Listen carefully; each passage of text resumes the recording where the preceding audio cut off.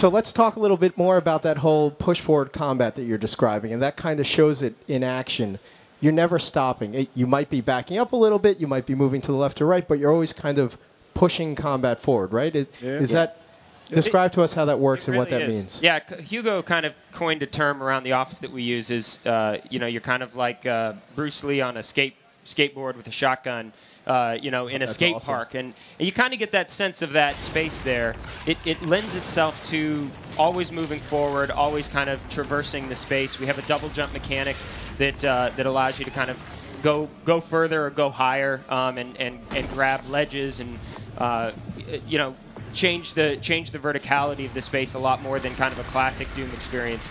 But it is always about kind of moving forward and using the space to your advantage, moving your speed to your advantage. But the enemies can always flank and find a new angle on you. So, as has been said, you stop and you die pretty much in the course of this game. You're never not multitasking. There's always like 4 or 5 guys, and there's a heavy here, and an imp running around, and they have these super shot fireballs, and you could hear it wind up just like in the classic Doom.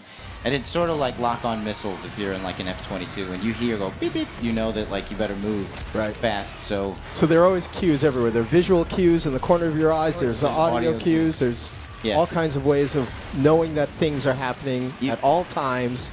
Literally, you're always in danger. In the middle of an arena, I'll just do figure eights even when I'm just paused because they're always trying to nail you with something. And when you play it on hard, one hit, you're dead. You can get into really good combat rhythm, and that's kind of key to the game is just this constant motion and rhythm. And with the drops that are coming out, your health is really low, and in the middle of big combat, you don't look for health packs. You look for fodder because if you don't find something to kill, you're going to die. Yeah. Right. One of the parts I really love about our game is that's that ever-changing chessboard. Like the battlefield is always changing. The AI is always making a move. You need to counter. The minute you counter, another AI is coming in. Yeah. And so you've got this game in your head that you're playing just to stay alive and get through it and take guys out. Combat is just, it's so core to what Doom is to everybody in the world, and it's really strong in our game. It's really fun working. You can't really strategize when you enter into an arena space. It's more like moment-to-moment, split-second strategizing because it's changing constantly. Right. It's very improvisational. Yeah, everybody has a plan until they get hit in the face. Pretty much. I mean, I love that. I'm hearing improvisational. I hear rhythm. I hear constant movement. So it really is a game of skill, right? Yeah. Absolutely. I mean, it's not just sitting there blasting everything as it comes at you, but you're constantly on your toes. You're constantly being challenged. That's really one of the core pillars of Doom, right? Yeah.